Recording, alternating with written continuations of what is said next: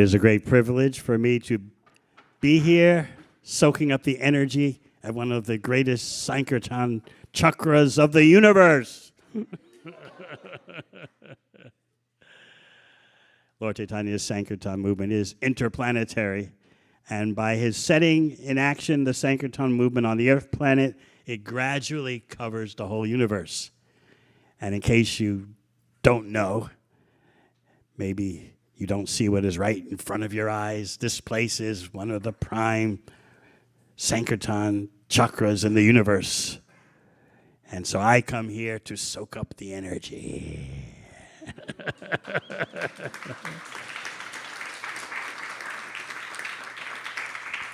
So let us see what we have in store for this special place. I'm always motivated to pull out of the bag something special for the esteemed ISV audience. Well, let's see. Anything about Krishna is ever fresh.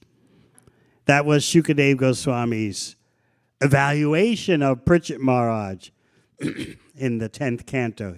He said, I can perceive that you, Parikshit Maharaj, are perceiving the glories of Krishna to be ever fresh, even though you've heard them before. So this is the level that we aspire for. Every time we hear about Krishna, it's not, oh, I know that Leela. What new details is he going to say that I don't know? No.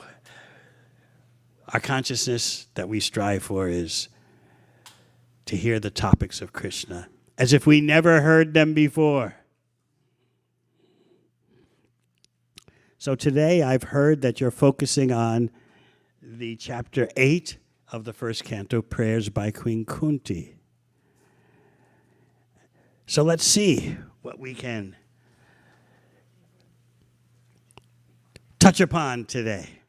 Some ideas, advance notice.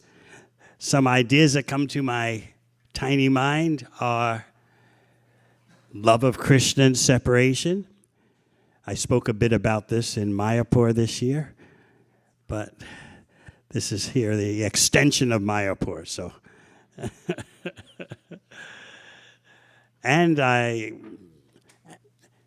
right now they're in the land of the free and home of the brave, land of those imagining they are free and imagining they are brave. It is political madness time. So I thought to take you, perhaps, let's see if we'll get to it. I thought to take you far from the maddening crowd into the world of transcendental politics. Ooh. Politics as Lord Krishna would like to have it. But we'll see if we get to that. Om Namo Bhagavate Vasudevaya.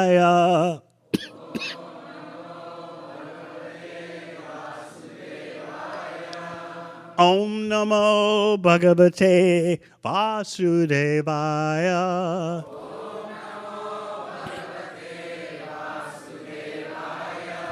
Om Namo Bhagavate Vasudevaya.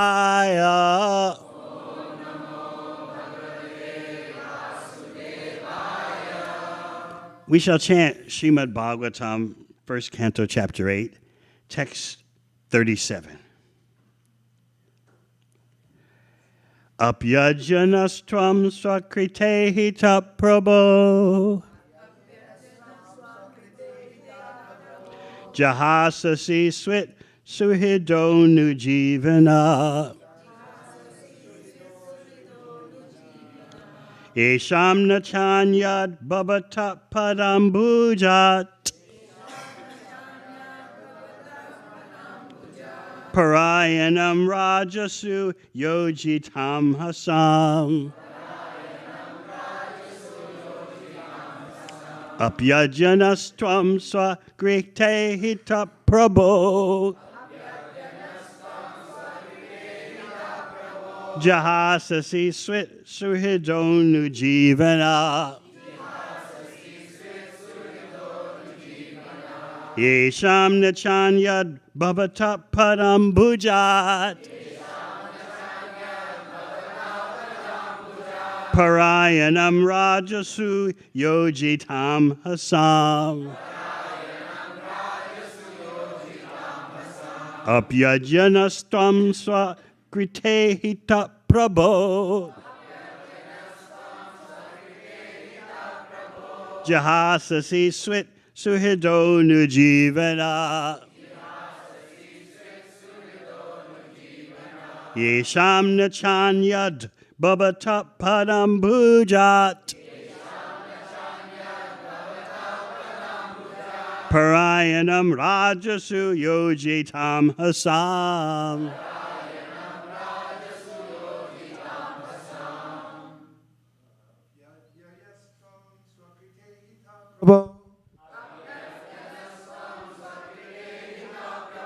Jihasasi Swit Surido Nujivina. Yesham Nachanyat Bhavatak Padambujad. Rayanam Rajasu Yojitang Hasam.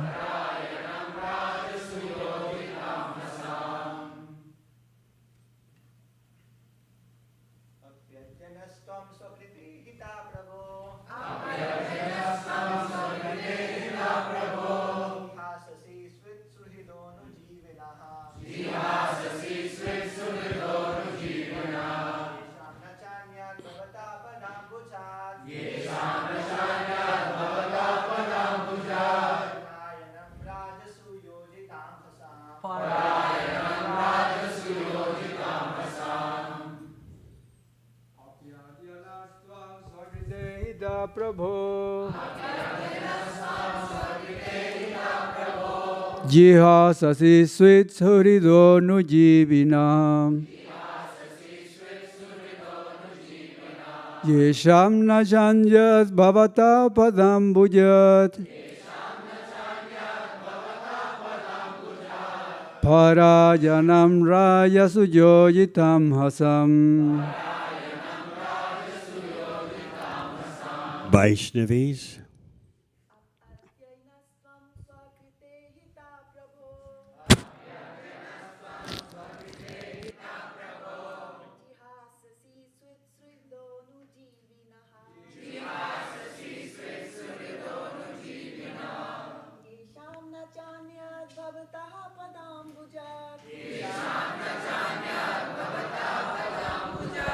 Parayanam Rajasu Yojitam Hasam.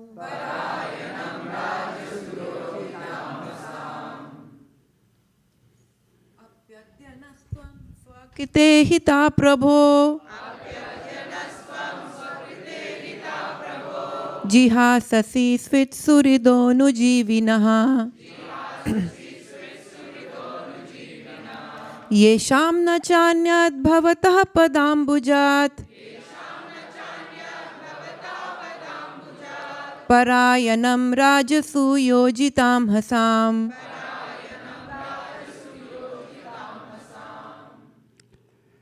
Api, if. Aja, today. Na, us. Tam, you. Swakrita, self-executed. Ihita, all duties. Prabho, O my Lord. Jahasasi, giving up. Swit, possibly. Suhida, intimate friends. Anujivana, living at the mercy of. Yesham, of whom. Na, nor. Cha, and. Anyat, anyone else. Bhavata, your. Pada ambujat, from the lotus feet. Parayanam, dependent. Rajasu, unto the kings. Yojita, engaged in. Anghasam, enmity. Translation. O my Lord, you have executed all duties yourself. Are you leaving us today, though we are completely dependent on your mercy? and have no one else to protect us now when all kings are at enmity with us. Purport. This is a longer purport. Please pay attention. It contains, as always, many key elements. Always remember that Srila Prabhupada instructed us at the BBT that actually he said anyone can translate, but the purports contain my devotional ecstasies.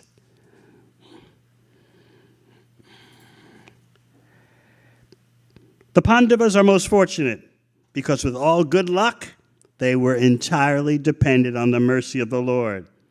In the material world, to be dependent on the mercy of someone else is the utmost sign of misfortune.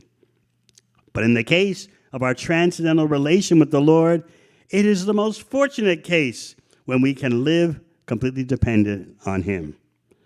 The material disease is due to thinking of becoming independent of everything. But the cruel material nature does not allow us to become independent. The false attempt to become independent of the stringent laws of nature is known as material advancement of experimental knowledge. The whole material world is moving on this false attempt of becoming independent of the laws of nature. Beginning from Ravana, who wanted to prepare a direct staircase to the planets of heaven, down to the present age, they are trying to overcome the laws of nature. They are trying now to approach distant planetary systems by electronic mechanical power. But the highest goal of human civilization is to work hard under the guidance of the Lord and become completely dependent on Him. The highest achievement of perfect civilization is to work with valor, but at the same time depend completely on the Lord. The Pandavas were the ideal executors of this standard of civilization. Undoubtedly, they were completely dependent on the goodwill of Lord Sri Krishna, but they were not idle parasites of the Lord.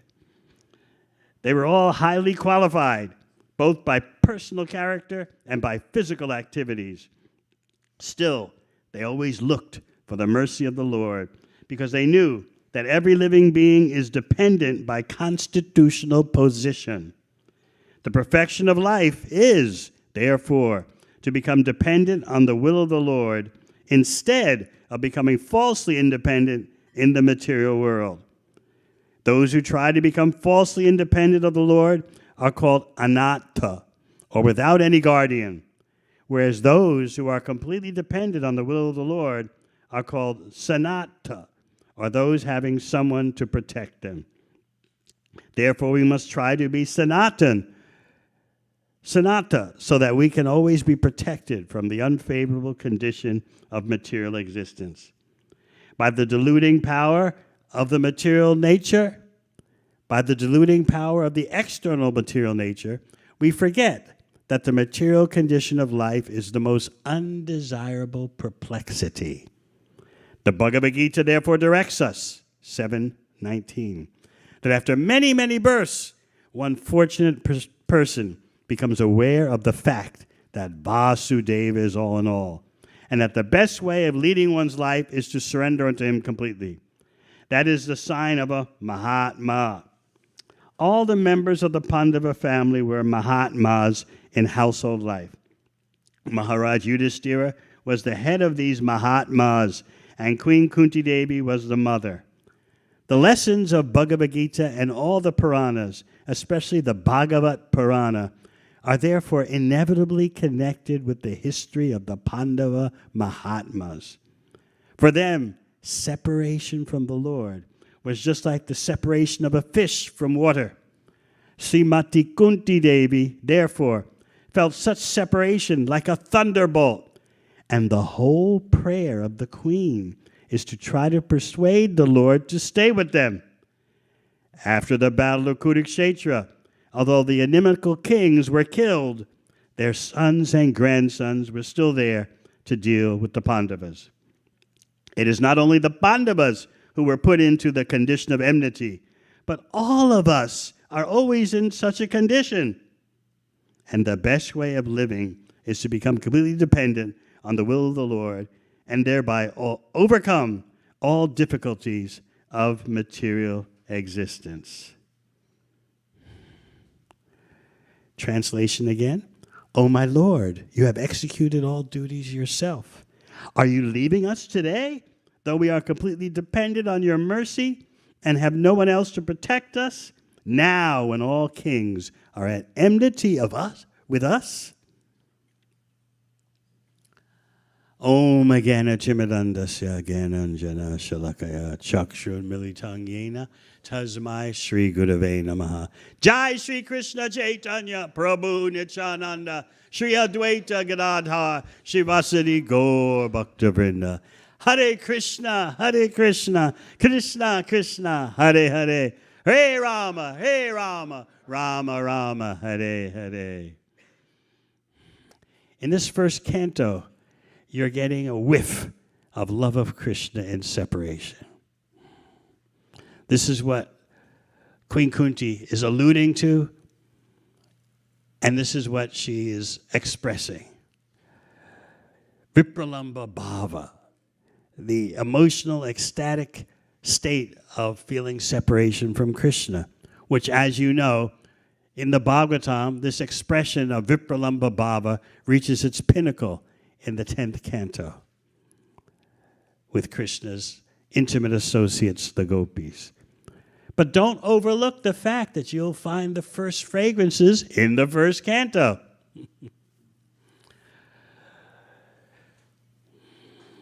I'd like to take you into Brihad Bhagavatamrita, Sanatana Goswami's extraordinary contribution, presented to you with a beautiful BBT edition, where Narada Muni, as you know, is touring the universe looking for the greatest recipient of Krishna's mercy.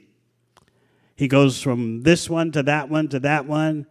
He goes from others preceding Prahlad Maharaj, but he goes to Prahlad Maharaj. Prahlad Maharaj points him to Hanuman. Hanuman points him to the Pandavas headed by Yudhishthira.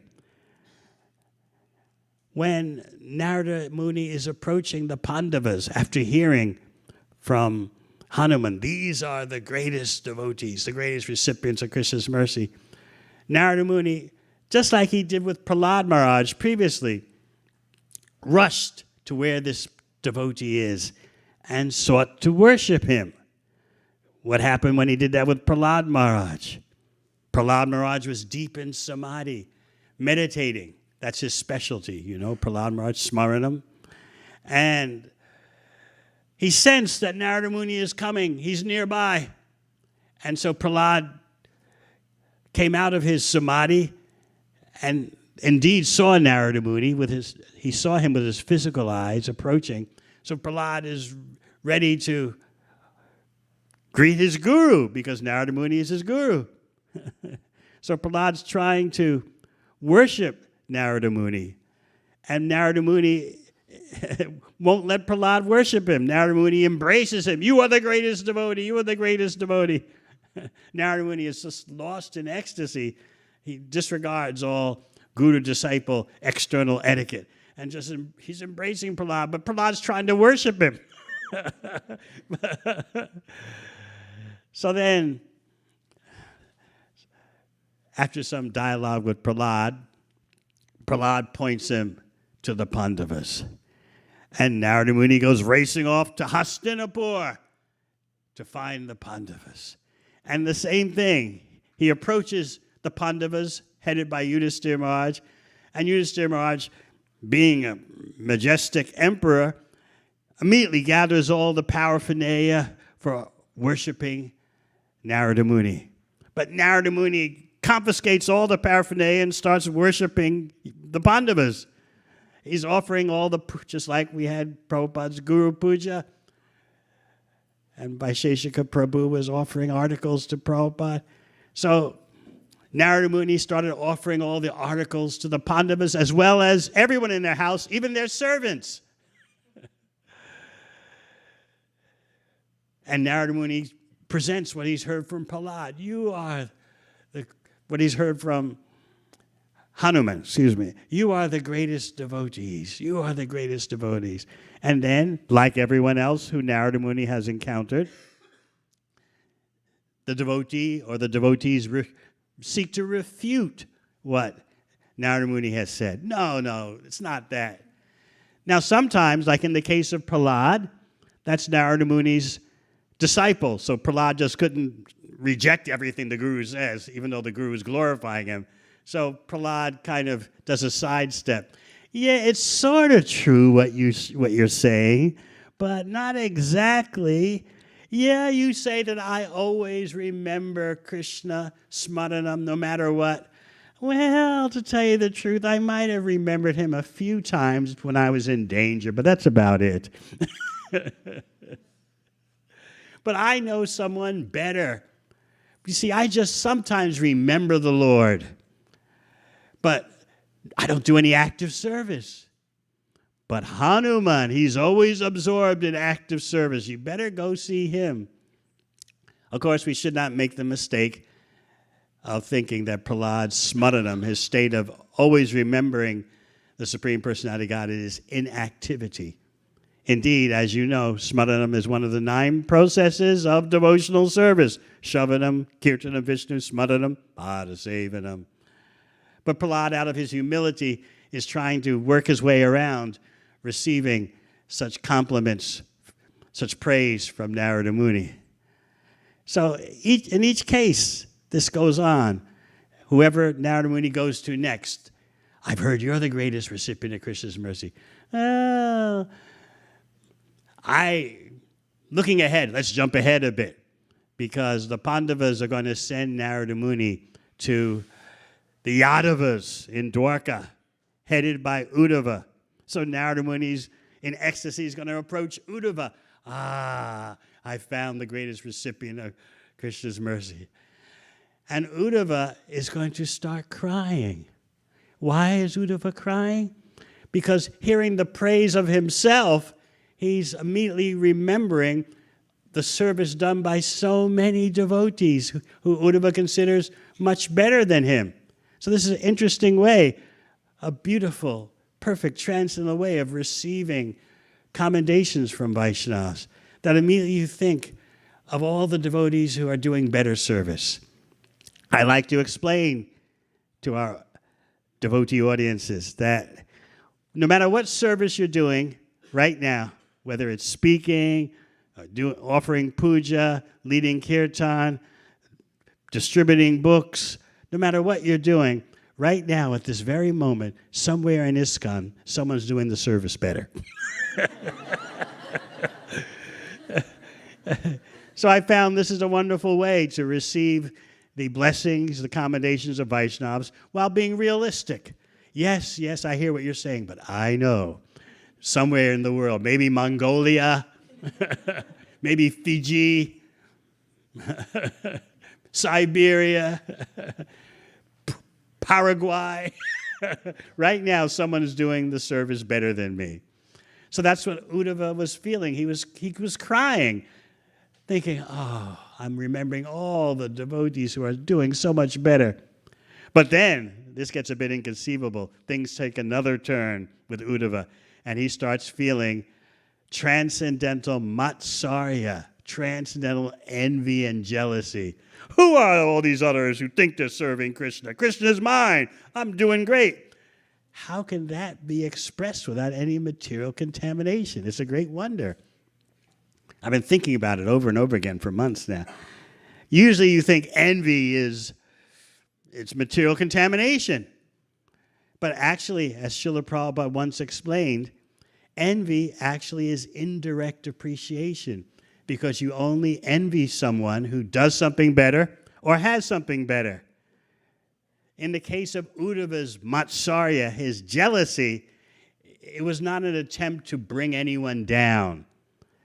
That kind of attempt is usually the result of material envy. We've heard ISV has distributed so many books. Really? Who cooked their books? Well, they've got Vaisheshika Prabhu. What do you expect? I mean, he does everything, they do nothing. That's what an envious person would say.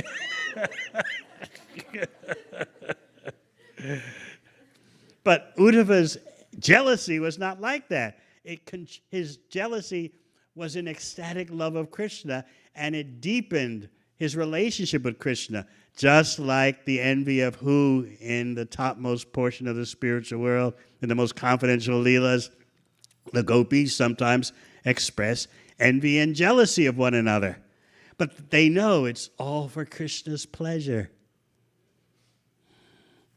So Uddhava was able to pull off being transcendentally envious after first manifesting such a display of humility, crying upon hearing glorification of himself, remembering all the other better servitors. But now he's switched into this transcendental Matsarya, and I'm doing great service. I'm Krishna's advisor and friend. Who are these others? But this is a transcendental emotion. Krishna is mine. His service is mine. I know it's a little hard to understand, isn't it? So let's go back to Narada Muni and the Pandavas. We fast forwarded a bit. Now we're going to rewind. So we'll focus specifically on Narada's hearing from Kunti Devi, because she's the mother of the Pandavas. And so she's going to respond to Narada Muni's glorification, that she says, yes, I got Krishna's mercy. And it's true that I got that mercy more than even Devaki, because throughout repeated catastrophes and calamities and dangers, Krishna came quickly to rescue the Pandavas and me. Whereas Devaki, this is Kunti Devi's presentation, bear in mind, Devaki was in prison for a long time before Krishna came and saved her. He killed Kamsa, but that was after a long time. And so that was once after a long time. And then Devaki wasn't so completely satisfied. She wanted Krishna to get back her 6 killed sons. Not only that, but Devaki had others to depend on. She had her husband Vasudeva. But who do I have? I have no one. I'm husbandless, Kunti Devi explained. So therefore, I got more mercy. So you might say, well, that sounds very good. So what is she? Is she complaining about something to Narada Muni? Yes. She says, but it's all gone now. The best thing that can happen to me is to die, because Krishna is gone. He's in Dwarka, absorbed with the Yadavas.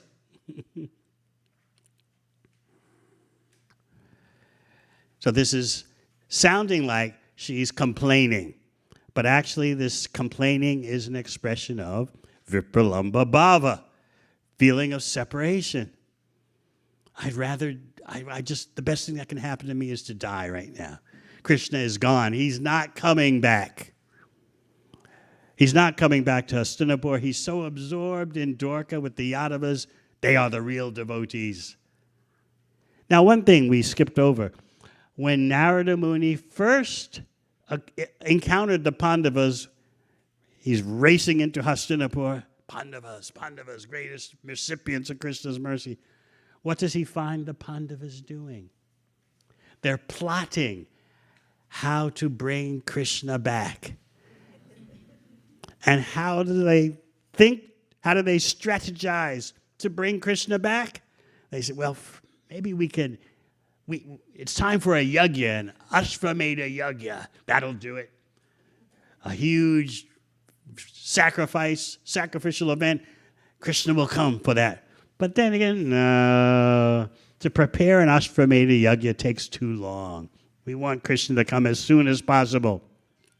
How about concocting that there's danger from enemies? That'll bring Krishna right away. So Sanatana Goswami, in his commentary, explains that there are 2 kinds of dangers for such devotees. The first kind of danger is created by the Lord himself to show the glories of his devotees. The second type of danger is a simulation of danger concocted by devotees so that they can bring about Krishna's presence. So here in this verse we're doing today, you find that Kunti Devi is presenting what she sees as a real threat and a real reason why Krishna should not leave Hastinapur and go to Dwarka. Oh, my Lord, you've executed all duties yourself. We know that you are the supreme controller, the supreme doer. So now you're leaving us today? We are completely dependent on your mercy. We have no one else to protect us. Don't think that everything is fine now just because the battle of Kurukshetra is practically over. It's in its last minutes. What's going to happen? Although so many warriors are dead, their children, their relatives will still be alive, and they'll cause havoc for us. So you have to stay. Don't think everything is fine. It's a very clever and possibly true presentation. But you see, in the ecstasy of love of Krishna, this is impending separation. She's pulling out whatever she can, sincerely. Maybe some of you have done this in your family affairs. You made a presentation to your spouse. Now, you can't do this because... and you're sincere about it, but you're grasping for straws, as they say. You got to find a reason to... Don't you know such and such and such and such? And the other person, your spouse, will, okay. So Kunti Devi is, in her reverential way, she's twisting Krishna's arm. Look, everything is not all right. There's still danger. You should stay.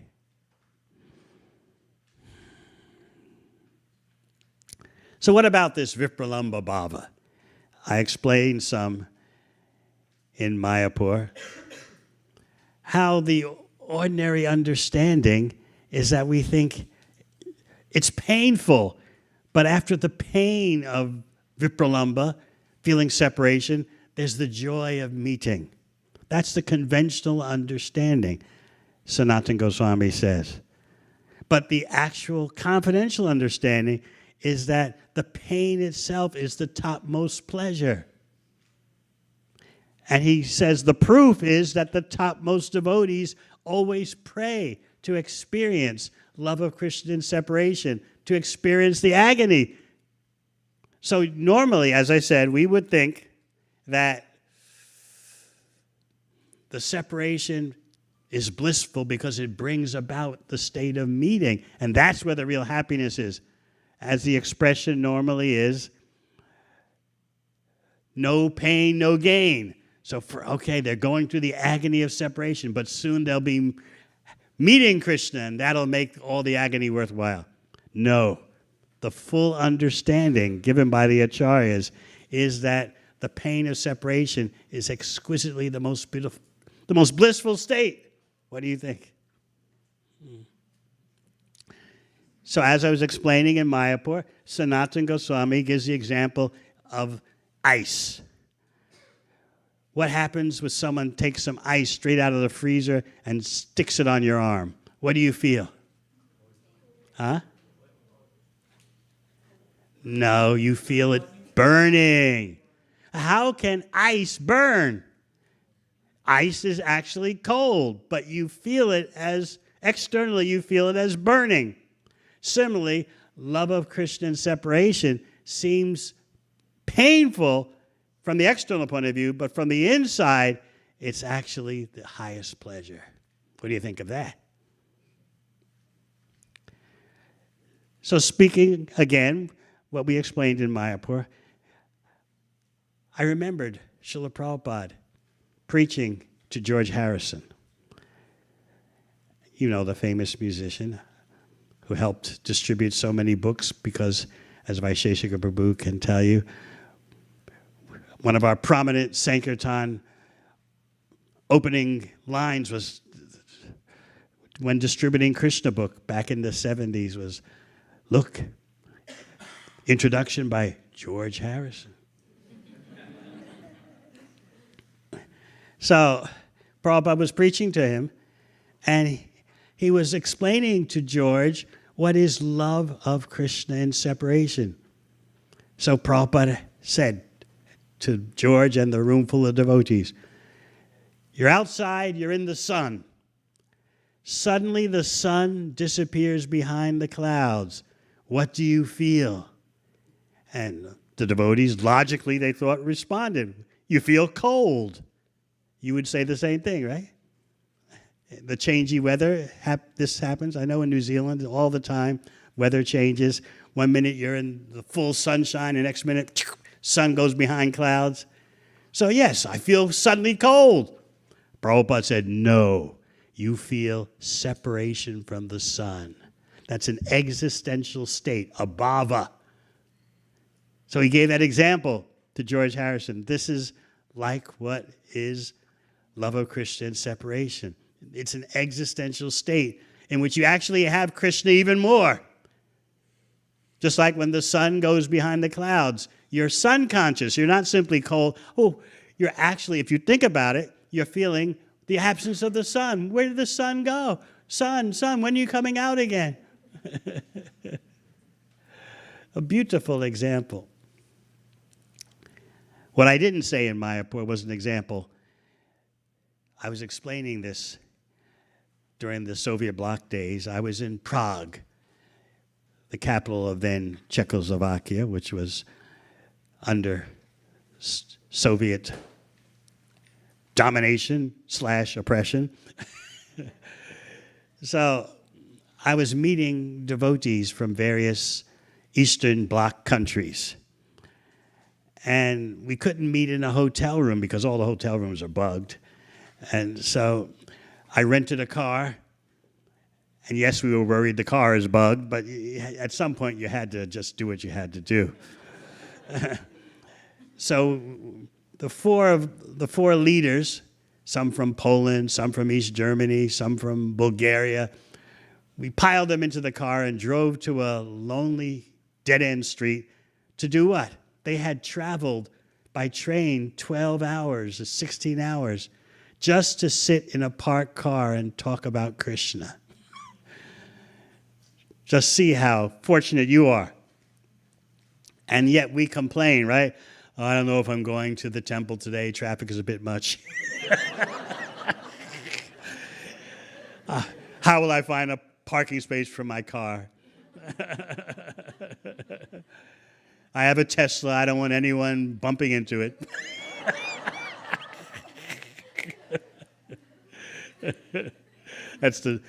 Anyway, so can you imagine traveling on a train for 12 hours, 14 hours from one country to another? And what do you have to look forward to? Sitting in a parked car on a lonely street talking about Krishna. That's it. And that's what we did. And then after 2 days of that, another 12, 14-hour train ride back to your home. So we were sitting in the car talking about Krishna, having such a wonderful time, because this is dependency on Krishna. There's nothing else. Just kata, the sound vibration. No deities, no feasts. But these devotees were so satisfied. Oh, we got a chance to talk about Krishna and hear about Krishna. So I was explaining what Prabhupada said about what is love of Krishna and separation, and the example he gave about the sun. So as I was speaking it, suddenly the sun went behind the clouds, and all the devotees said, wow, we got it. I could see Krishna was blessing them. These were leaders of the underground Sankirtan movement.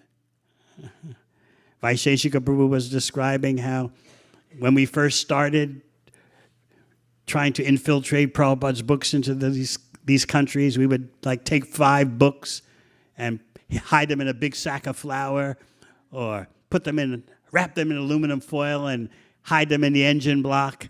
And we thought, wow, we got 5 Ishopanishads into that country. Haribol. Big time. Because Srila Prabhupada had said, if his books are distributed in the Soviet bloc's finished. We couldn't see how that would be true, but we acted according to our tiny capacity. We acted on that instruction. So by the time, after 6 years of trials and tribulations, agonies and hardships, some or other, we figured out how to send tractor-trailer loads of books, 10,000 at a time, straight from the printer, behind the Iron Curtain. We gave a few gifts, shall we say. We learned the art of gift giving to show our appreciation. So the tractor-trailers would just go from the printer in Germany, through East Germany, across the border, into the Soviet bloc, and the devotees are waiting for the tractor-trailer to arrive. You wouldn't believe how quickly they unloaded a tractor-trailer full of like 10,000 Krishna books, 10,000 Bhagavad Gitas, and distributed them to safe houses all over the city, because you couldn't have them all in one place. So I remember one Christmas marathon. This is when one particular country in the Soviet bloc was on the verge of uprising. Looked like they were going to get away with it.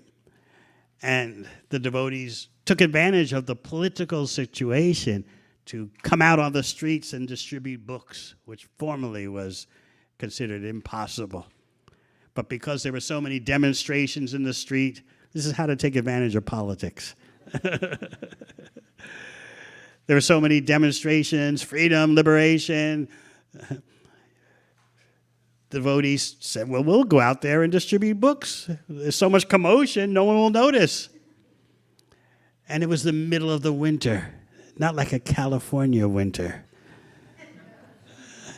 but like a Canadian winter. But they would go out with these backpacks full of hardcover Gitas, and they were so happy that the tears were freezing to their cheeks. Now just think of the opportunity you have. But they had practically zero opportunity. There's a few breaks in the clouds where they could go out. And they were so happy, so grateful, so thankful. They were crying, and the tears were freezing to their cheeks. And you know, I've explained before, but maybe it was years ago. You've probably forgotten. People, you know what they were charging for a hardcover Bhagavad Gita? A full month's salary. And people were taking them like mad. Full month's salary. They would go to the central square of the city, because old European cities have the city square. And that's where the main shops are, the post office, this and that. So they would, with their backpack full of books, they would go to the city square and pass the word.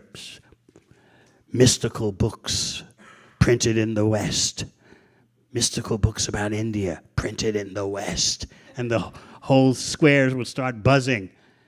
And then the devotee would disappear onto a side street. He would give instructions. If you want to know more, come see me on the side street. And the devotee would then disappear onto the side street. And I was seeing in the whole city square, you would see like 30 persons sneaking down the side street.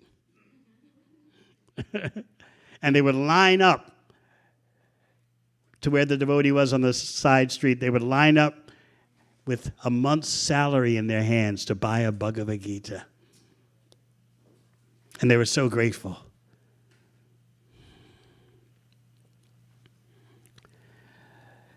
So back to George Harrison. I was, as a young Sankirtan devotee, trying to follow in the footsteps of the big guns like Vaisheshika Prabhu, so on and so forth. This is back 1974. So we were doing a concert in a big coliseum, a George Harrison concert, in one of those huge arenas that holds 15,000 people. And so we would distribute books to the people going into the concert, and then we had tickets. We would go into the concert itself, and the first place we would go to position ourselves before the concert started was these arenas. I don't know how many of you have been to these big arenas, coliseums. I don't know what the equivalent is in San Francisco area. But they have these huge bathrooms. You've never been inside these places. You don't go to professional sports games. Too busy focusing on serving Krishna. So they have huge bathrooms, like with 10 toilets and 10 urinals, 10 sinks. And so we would wait outside, right outside the bathroom door, as the men were going in. Excuse me. We have these books from George Harrison. And then we got really enthusiastic. We go inside the bathroom, right as the men were approaching the urinals. Excuse me. We have these books from George Harrison. He wants you to have one. We were very enthusiastic. So then the concert started. And when the concert starts, we go into the seating area, 15,000 seats, and we just approach the people on the rows at the end of the row, you see, because you couldn't get into the row. It would be too much of a problem. But the people sitting at the end of the aisle, we would approach them and just go up and down, up and down. So then, while George is playing, he had one famous Indian musician of back then called Ravi Shankar.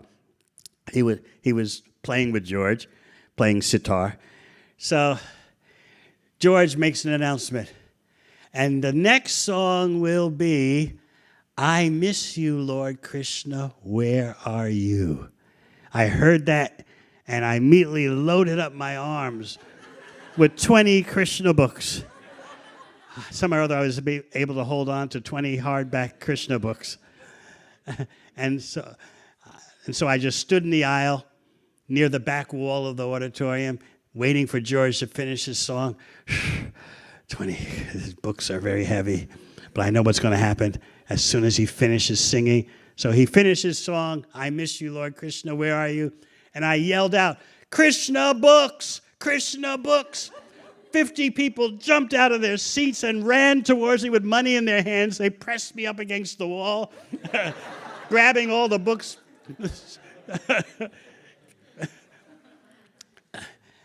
And in 5 minutes, I had distributed 50 hardcover Krishna books.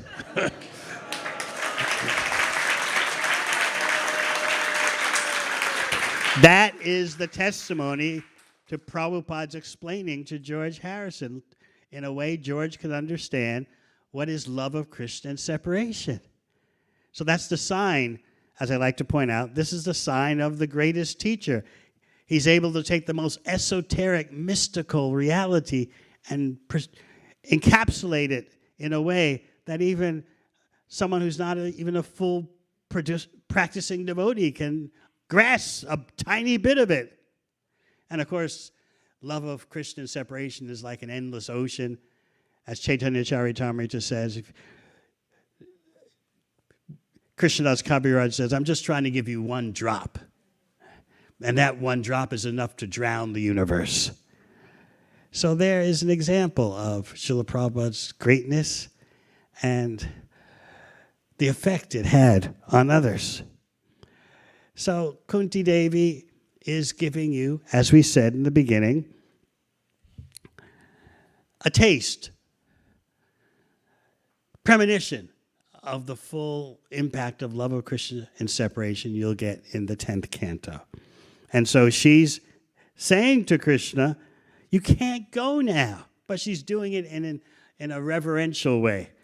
She's not an intimate associate like Yashoda Mai. But she's doing the best she can. Look at the situation around us. You can't go now. You've saved us so many times. And remember the list she gives in the beginning of her prayers? The poison cake plot engineered by Duryodhana, the house-burning plot engineered by Duryodhana. So many catastrophes. And Krishna, you were there. And now you're leaving? And you know the famous prayer, which takes quite some realization to swallow. Your leaving is the real catastrophe, not these other events that are happening. The real catastrophe is we won't have your presence anymore. Therefore, I say, let those catastrophes happen again and again. I remember once, behind the Iron Curtain, we were having an initiation ceremony. I wasn't the initiator, it was one of my godbrothers.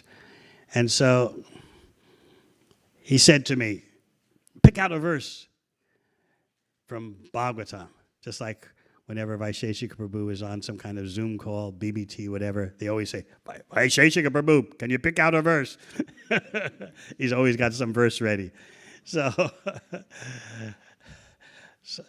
my godbrother who was doing the initiation ceremony, we just gone through a funny incident. We had, for the sake of the yajna, brought some bananas into the country from abroad because the country just had cabbages and apples. So the day before the yajna, I gave the bananas to the devotees. Take care of these. For the first time in a yajna behind the Iron Curtain, we're going to have bananas to put in the fire. We're going to be super pucka. So then the next morning, time for the yajna. Okay, bring those bananas. And they brought me bananas, and the bananas were totally blackish. I said, what did you do with the bananas? Why are they blackish? Well, we wanted them fresh for the yajna, so we put them in the freezer. Those are the days. So my godbrother said, pick out a verse. And so I said, well, what about this one? Vipada Santuta Shasvat. Let these calamities happen again and again. He said, you want to scare everyone? They'll think this is what we're signing up for? Get me out of here. We're already living in a catastrophe. We don't need to pray, let these catastrophes happen again and again.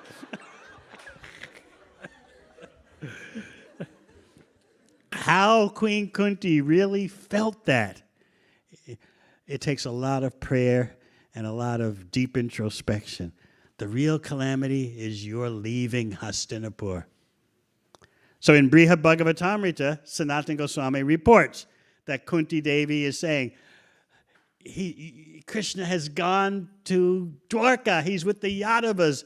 They're so much more intimate with Krishna than we are. He'll never come back. I might as well die. So you're getting a taste of this in this verse. Are you leaving us now? We're completely dependent on you. So much inimical politics is possible. What else? We could go on and on, but I'm thinking what to go to next. One of the things she says is trying to understand. People try to understand the reason for Krishna's appearance. Is it because of the demoniac kings and the report by the Devatas to Brahma that the earth is troubled? Is that one reason? Or some say to revive the process of hearing and chanting, which Prabhupada points out in his purport. That's actually the real reason for Krishna's appearance. Because you've heard on the internet, what is king? Content is king. Krishna is the greatest content creator. He performs leelas to attract your mind. This is what Shukadeva Goswami explains at the end of the 9th canto, chapter 24. In order to create content, knowing that Kali Yuga is coming, Krishna acts in a certain way so that the devotees can fix their mind on his activities, his leelas, and in that way be safe from Kali Yuga. He's knowing Kali Yuga is coming soon. I have to create content. So remember, Krishna is the king of content.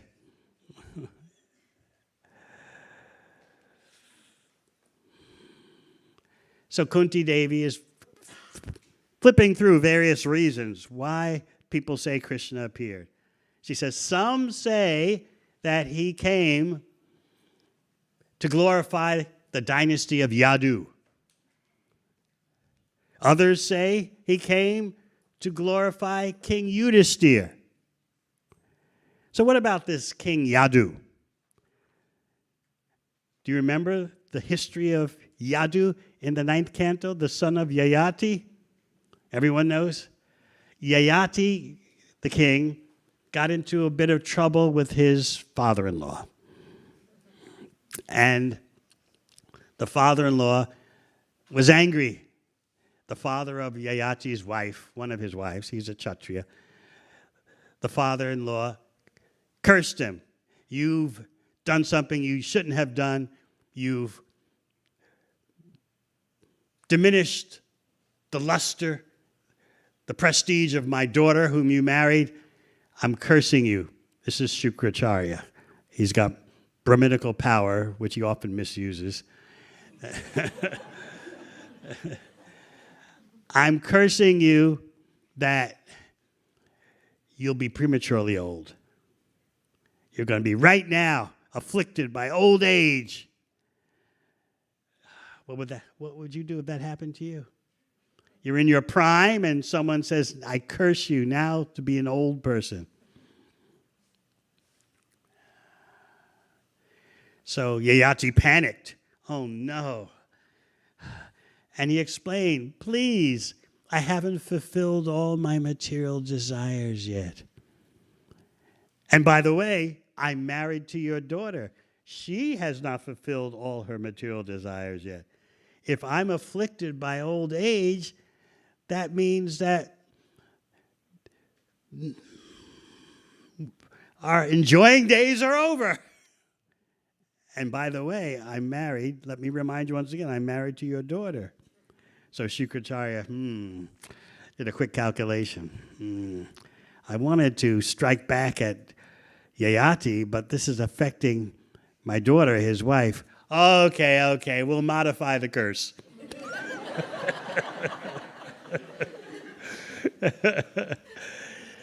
Find someone to whom you can transfer this curse of old age and take their youth. Find someone who will take your premature old age and give you their youth. Now, who's going to do that? But Shukracharya implied that one of your sons should do that because the request of the father cannot be violated. That is traditional dharma. So Yayati had to offload his premature old age onto someone, and obviously one of his sons would be the only person who would voluntarily accept that. So he first goes to the oldest son. Isn't that normal? Even today in traditional Indian households, the oldest son still has some special impact. I know it's changing, but just like in Vrindavan, Lowy Bazaar, so many of those businesses, when I first went to Lowy Bazaar in 1977, so many of those businesses were run by fathers who had 5 sons, and the sons assisted the father. And then the tradition was that when the father passed away, the oldest son would be the key business holder and decision maker, along with the help of his younger brothers. But what do you think happens these days? All the brothers quarrel, and they have to divide up the business so that each brother has his own business because they can't get along. You know, Ganga Prasad Shamsundar Lal, there's an example of that. So Yayati is acting on the traditional Vedic household setup. I go to the oldest son, Yadu, please give me your youth. I haven't finished in fulfilling my material desires. I'll give you this old age. And Yadu tells him, sorry, can't do that. This seems like a dharma, violating the request of the father. But remember, the 4 Kumaras violated Brahma's request to marry. But it's not considered a dharma. Why? Because they had a higher reason to engage more fully in devotional service. So that was the reason for Yadu's declining. No. He said, first of all, I'm going through the whole Vedic process, the various ashramas. I'm going to wind up being renounced. But first I have to go through the legitimate stage of Grihastha life. He's not talking about becoming wild in the Western way. Soon becoming also in Bharat. He's not talking about that. He's talking about going through regulated Vedic household life. So he said, I've got to go through that phase because I don't want to delay my household life, being prematurely old. I want to go through it so I can get as quickly as possible to the stage of renunciation. But if I take your old age now, that's going to set me back. Now, Yadu knew, I know you're going to at some point give me my youth back. I know you're going to do that. He had that faith. But I don't want to go through this delay. I want to go through what I got to go through right now in the official Vedic regulated way and then emerge from out on the other side. But if I take your old age now, it sets the whole process back. But there's another reason. Yadu knew it's predicted that when I have a dynasty, when I have my own offspring, and they have offspring, in that dynasty, Krishna is going to appear. I want Krishna to appear as soon as possible. So I got to get into my household life, start the dynasty, because Krishna is going to be a member of my dynasty. So in this way, Yadu's reasons were totally exemplary, even though he's refusing his father. So what happened then? His father turns to 3 other brothers.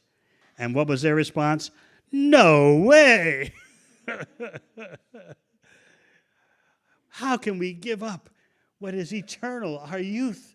How can we spoil our material enjoyment? No way! That was adharma. That's irreligion. So finally, Yayati turns to the youngest son, Puru. Will you please give me your youth in exchange for my old age? And Puru condemns himself that actually you shouldn't have had to ask me. The first-class son anticipates the request of the father and is already onto it, even without being asked. I'm second class because you had to ask me. The third-class son externally accepts the order of the father, but is very resentful about it and very irreverent, very casual, or begrudging about it all. I got to do this. And the fourth-class son totally rejects the request of the father. So Puru said, I'm second class. Sorry you had to ask me. I should have anticipated your request. Then I would be a first-class son. So that's how Yayati resolved his situation. So Kunti Devi is saying in one of her prayers, I've heard that you're focusing on the prayers by Queen Kunti. So in one of her prayers, she says, some say you've appeared for the glorification of Yadu. So this is the Yadu, the son of Yayati that we're talking about. Others say you have appeared to stop the commotion caused by demoniac kings. I wonder, do we have time to go into some transcendental politics? An ISV special. I have never spoken about this before, so I'm going to try it out on you. Especially Now is a great time in the good old USA to be far from the maddening crowd, unless you're distributing books and doing Harinam. But those activities are indeed far from the maddening crowd. So let's talk about the Raja Vidya of transcendental politics. First, we'll give you some mundane insight. I know you're all very intelligent and sharp. Here's some insight into the nature of Kali Yuga. Irrespective of whatever political party you support, whatever material, political, economic conceptions you have, irrespective of all that, the fact is Kali Yuga is at work. So one prominent historian says that politics is about the systematic organization of hatreds. And what does Prabhupada say? Prabhupada says economic growth, which I call economic growthism. I'll explain that later. Economic growth means the systematic organization of lusts. So what is this growthism? It's the Shuddha Sattva principle, quote unquote, that everyone agrees with in Maya. That no matter what your ethnicity is, no matter what your religion is, whether you're rich or poor, everyone agrees. There must be economic growth ever increasing. Everyone agrees on that. It's, as I said, it's the Shuddha Sattva principle, untouchable. You may argue about how the wealth is distributed, but who disagrees with the need for constant economic growth? If you want to get technical, for constant economic growth, there needs to be at least 2 to 3% economic growth every year. It has to go on and on and on. Every year has to be an increase. And as soon as there's a stagnancy, as soon as the economic growth languishes, then people get restless. Oh, what's happening? Oh, who's getting more than me? And why isn't there constant economic growth? Never mind the constant economic growth is destroying the environment. That's all right. But there must be constant economic growth. Never mind that in the USA, as the Surgeon General says, he says the defining reality of public health in the USA is that there is an epidemic of youth mental health crisis. So never mind all that. Just grow the economy. You're running for office? How are you going to have economic growth? How are you going to increase the economic growth? That's what everyone's interested in. It's the otum protum. As Bhagavatam talks about Krishna being the horizontal and vertical thread that keeps the cloth together. Similarly, in Kali Yuga, the so-called otum protum is economic growth. Who is going to complain about that? You'll complain that you're not getting your share, but you won't complain about growthism that's destroying the environment, destroying people's mentalities, preventing people from being satisfied with spiritual development. We're all for growthism, but spiritual growthism. But when in Kali Yuga, the emphasis is on monetary growth for success, for status, for feeling fulfilled, then you have mayhem. Then you have a disaster. And that's what's going on today. So Prabhupada's insight is I find it very essential. Economic growth, growthism, means the systematic organization of lusts. Lust organized, individual lust organized on a societal scale. And what does Krishna say about lust in Bhagavad Gita? Dusparena nalenacha, burns like fire, never satisfied. No matter how much you get of what you think you want, you're never satisfied. And then one mundane historian says that politics is about the systematic organization of hatreds. So how would you explain that? Why the hatred? It's what's going on is far from what Krishna says in Bhagavad Gita. Vidya, what? Brahmane.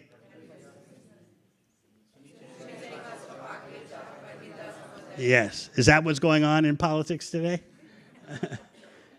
Everything is body-based, material-based. What is your ethnicity? What is your gender preference? Those are the important characteristics. And how can these misidentifications be manipulated? Let me explain more.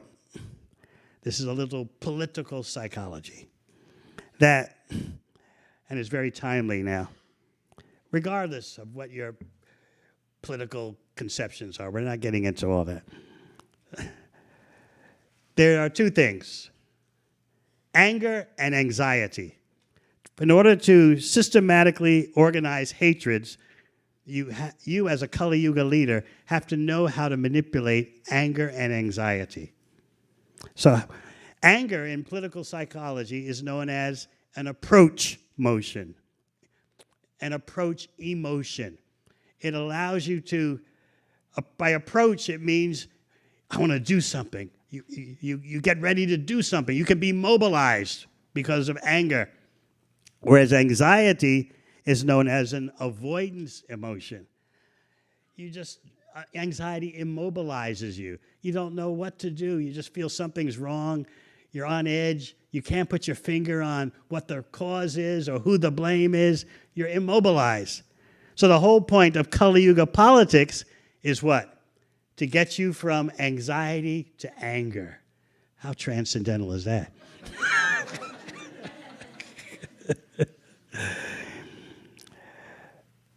Anger makes us participate. Let's do something about it.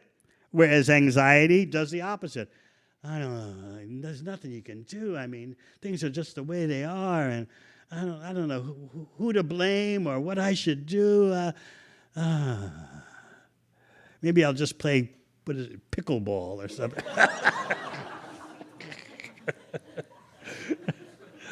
So here's how to induce anger. Because in Kali Yuga, as a successful politician, you've got to stir up anger. Because anger does what?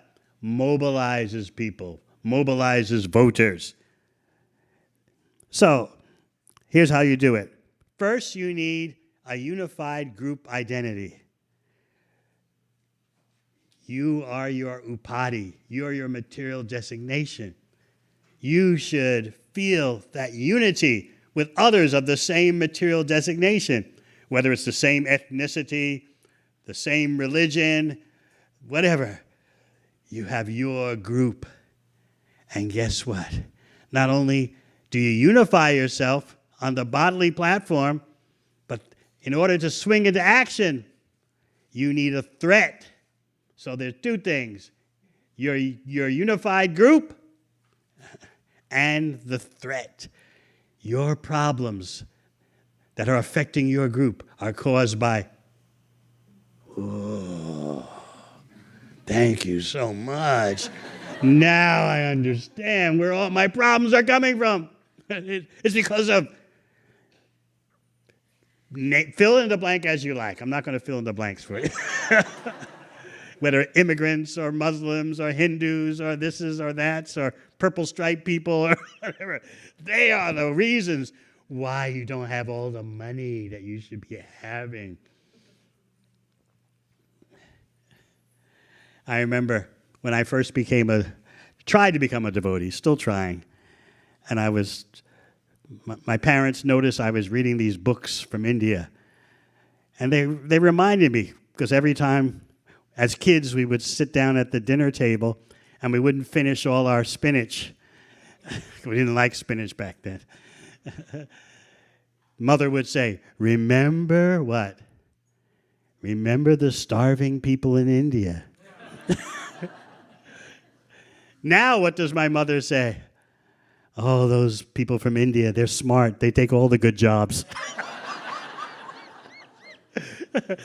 This is material world. Adi bhutam shuro bhava, as Krishna says. Material world is endlessly mutable, constant changes. So anyway, my mother, she's not into the anger and threat syndrome. But anyway, you have to have a threat to your group so you can mobilize. So you have anger, no, you have unity, and then you have the threat, which leads to anger, and then mobilization. Strong group identity, identifiable threat, and then anger. Whereas anxiety happens when you don't have this strong group identity. You don't have an identifiable threat. So you find persons who are angry, or you make them angry because of a threat and based on their unity, on their material identity. You find them, people who are feeling, my perch on the tree is collapsing. I'm falling back. And it's because of, now I understand. So you create a narrative for them. This is the reason why you're not getting what you want. You deserve it. You can become great again, but it's because of, let's say, it's because of the Indian people taking all the Silicon Valley jobs. You got to make up something. No matter what political party you're from, this is what you got to do in Kali Yuga to stay in office. Everyone is afraid of falling back. And so if you can get them to think that your progress has been impeded, in fact, you're losing your progress because of people get angry. They move from beyond anxiety, which is demotivating. They move to anger, which is mobilizing. So you've got to point your finger at someone. So in this way, people are manipulated, and this is mundane politics.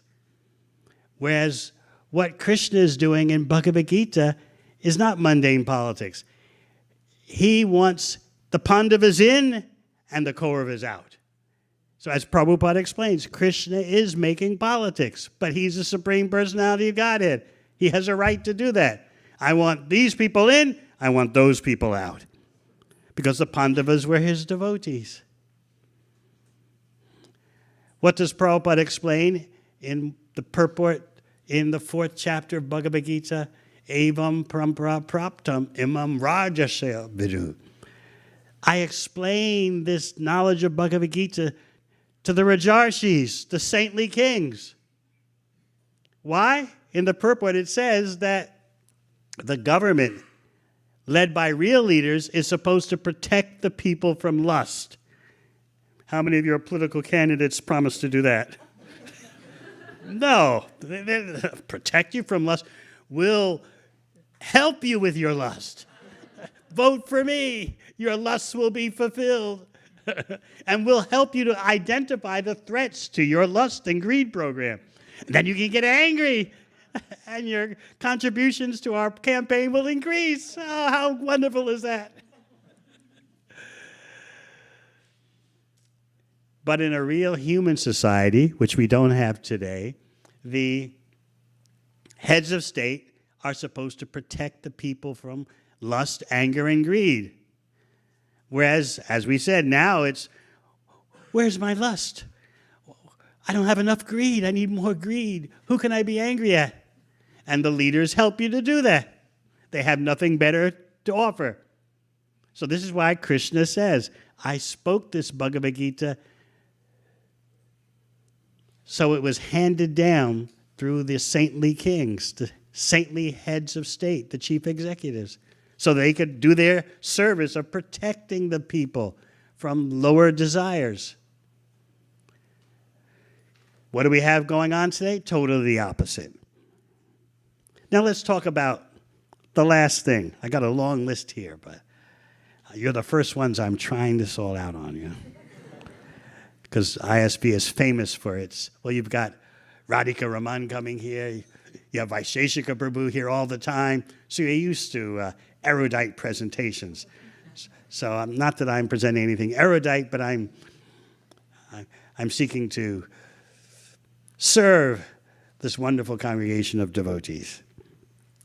So why is it people are so susceptible to being bewildered, to being hyped. Yes, it's Kali Yuga, but what are the mechanics of Kali Yuga? Listen to this. Two people understand the same thing, a propagandist and a magician. How many of you have been to circuses before? Raise your hand. Taking your kids to circuses. Is there still Ringling Brothers, Barnum and Bailey Circus? That's still going around? I went to that as a kid. So P.T. Barnum, who was the founder of circuses, he understood the psychology of the circus goers. They want to experience the thrill of being tricked. And that means not so much the trick itself, but they want to think, well, how did he do that? Like the circus would present the mermaid from Fiji. You know what a mermaid is? It's a mythical creature. Probably exists somewhere in the universe on some planet. But anyway, in Western culture, mermaids are known as mythological. So people, they're not so much mesmerized by the mermaid from Fiji herself, but they're thinking, how is that done? How's this trick manifesting? What's behind it all? That's what they're really paying for. You don't think ordinarily in that way. You think you're taking your kids to the circus, and the kids are, oh, a mermaid from Fiji. Oh, Mata Pita. Oh. The kids may be responding in that way, but the adults who are paying for the kids to go to the circus, whoa, how do they do that? It's amazing. So people, even they're being tricked, they don't mind as long as it's an opportunity for them to wonder, wow, you're a great trickster. How'd you pull that one over on us? So political scientists know that this applies also to elections, to Kali Yuga choosing of leaders. Well, all right, you lied, but wow, amazing how you got away with it. So we think that just give the people the truth, and that will suffice. But actually, you'd be surprised that people don't so much want the truth. Sometimes you see intellectuals especially, they'll just gnash their teeth, grind their teeth. Why don't people pay attention to the facts? But the Kali Yuga politicians of whatever stripe, no, you really don't want the facts. You want a plausible narrative, a plausible story, in which the story can be composed of outlandish so-called facts, but if the whole package is attractive, people will swallow it. So people want a story that will relieve them of anxieties. They want a story that points out a target. These are the ones who are threatening your group. That's what they want. And never mind whether it's factual or not. If the facts all become elements of the overall package, the overall narrative, the overall story, people go for it. And now I see the light. Now I understand why I'm in anxiety. Now I understand why I'm not getting what I want. Now I understand why I don't have all the money I want. Thank you. Yeah, I'll swallow that story. That's what's going on. What does Bhagavatam say in the beginning? Separates reality from illusion for the benefit of all. This is the great contribution of the Sankirtan mission. In an age of alternative facts, an age often called the post-truth age. Post-truth means not so much that people are hearing the wrong thing and they don't know what is true, they don't know what is false. It's that they don't care anymore what's true and what's false. Everything is possible. Nothing is true. Whatever. Make me feel good. Give me a good sounding story, and I'll vote for you. This is what's going on. This is the nature of Kali Yuga. The last leg of Dharma the bull, truthfulness, is gone. So political scientists point out that if you're a Kali Yuga leader, they don't use the term Kali Yuga, of course. If you're a Kali Yuga leader, we'll use it. If you're a Kali Yuga leader, what's your ideal dummy for you to manipulate? It's not someone who's so convinced on the far left or the far right. You want someone who's just so bewildered. There's so much out there. Who knows who's right? Who knows who's wrong? Who cares? Just give me a good story. I'm so disorientated. I lost my bearings in an ocean of alternate facts. I don't know what is what. I don't care anymore. Make me feel good. Point out the enemy. Point out who's causing all my problems. That's what I want to hear. In Bhagavad Gita, what does Krishna say? Vitaraga Bhaya Krodha. One of the problems is that people hear so many spiritual teachers, so-called spiritual teachers, so many spiritual solutions, so many spiritual books, that they just finally get angry. Krodha. It's all just hooey. It's all just illusion. So that's the ideal state of affairs, the ideal psychological state for a Kali Yuga politician. I want you so bewildered, so angry, and so frustrated that you can't tell right from wrong, truth from false, that you'll just let me into your emotions and stir you up, sell you a simple narrative that swings you into action, mobilizes you in a way that I want. So intellectuals are always scratching their heads. I'm giving people the facts. Can't they see? But in Kali Yuga, people don't want facts. They want to feel good. Give me a story that sounds good. What did the Nazi propaganda chief say? Same principle goes on all the time. He said, make a big lie, and the bigger the lie is, and the more frequent you say the big lie, the more people will believe it. But two things have to be there. It's a big lie, and it's repeated frequently. And then people say, yeah, could be true. Yeah, why not? What the heck? No one really knows anyway, but yeah, sell me what you want to sell me. Yeah, okay. Yeah, I'll kill. I'll get it. I'll be stirred up. I'll do violence. Yeah. Those are the enemy? They're the reasons why I'm not getting what I want? Okay, let's get them. It's Kali Yuga. So once again, let us think of Krishna's standard, and I'll conclude. I could go on for a while, but I'm just trying this out on you.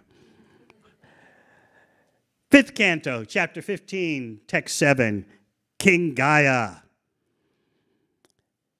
He did 4 things to demonstrate what is a real head of state. What's a real president? Number 1, Poshana. He gave full protection and security to the citizens so that their personal property was not disturbed by undesirable elements. He also saw there was sufficient food to feed all the citizens. This is called Poshana. And sometimes he would do Prinana, distribute gifts to the citizens to satisfy them. And sometimes Upalalana. He would call meetings of all the citizens and satisfy them with sweet words. And then, we can say most importantly, Upalalana. He would call meetings and give the citizens good instructions how to become first-class citizens. None of that do you see going on today. Giving citizens instruction how to become first-class citizens means teach them how to rise above lust, anger, and greed.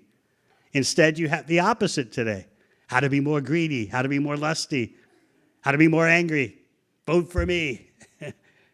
I'll set you free from any sense control, mind control.